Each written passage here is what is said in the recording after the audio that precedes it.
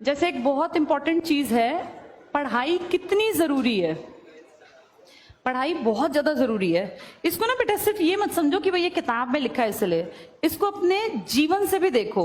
जो पढ़े लिखे लोग होते हैं, जो सच में पढ़े लिखे लोग होते हैं, ये कागजी पढ़े लिखे नहीं, ये बीए एमए की डिग्री तो दुनिया लिए बैठी है, लेकिन बौद्धिक विकास उनका जीरो है। पढ़ाई का मतलब होता है इंसान के व्यवहार में परिवर्तन आना। जब आप लोग कोई टीचिंग के होंगे, व्हाट इज लर्निंग में सिखाया जाता है चेंज इन बिहेवियर।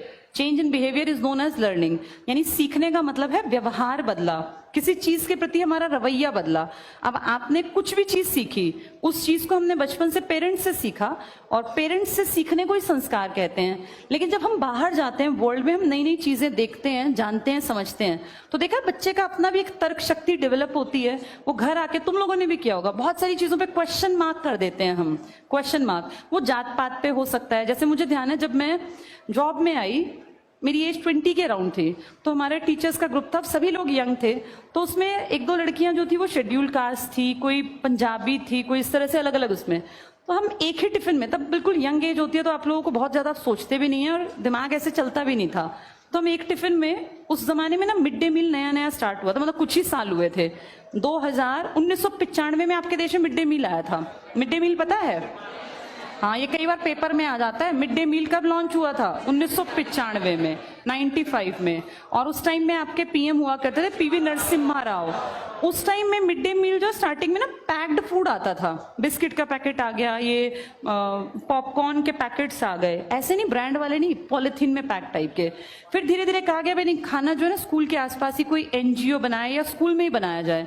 फिर ये कॉन्सेप्ट और बढ़ा। तो जब मुझे जॉब मिली 2003 में, जब हम लोग थे, तो हमारे टाइम में ना बना हुआ खाना आता था, पर उसके लिए कंपलसरी एक वो बनाया कि भाई हर क्लास टीचर को पहले वो खाना खाना है। भाई कुछ गड़बड़ हो तो टीचर को ही हो ले, बच्चों को बाद में मिलेगा। टीचर्स को रिस्क भाई, क्योंकि ये जरूरी है ना, आपकी जिम्मेदारी। उसमें मान लो किसी ने छिपकली उबाल दी तो सारे बच्चे चक्कर खाएं, उससे पहले टीचर ही खा ले चक्कर। तो ये 2003 में जब हम लोग जॉब में थे तो कंपलसरी था कि अपनी अपनी क्लास से पहले आप खुद खाना खाओ। तो ऐसा तो नहीं होगा कि एक एक टीचर आएगा, सारे टीचर्स पहले इकट्ठे होकर वो सारे इकट्ठे ही खा लेते थे कि भाई हमने ये चख लिया एक उसमें से, और अब ये सेफ है, 5-10 मिनट बाद बंटवा दो।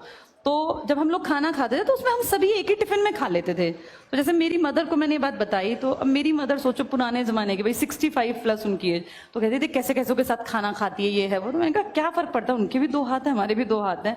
ये लॉजिक समझ में नहीं आता था, लेकिन अपनी तर्क शक्ति से हम ऐसी बातें उनके दिमाग में नहीं घुसा पाए। यानी हर बच्चे का एक उम्र में जाके अपनी एक आइडेंटिटी बनती है और वो उसके अकॉर्डिंग जीवन जीता है। लेकिन इन सब में कहीं ना कहीं हमारे संस्कार काम जरूर करते हैं बेटा। जो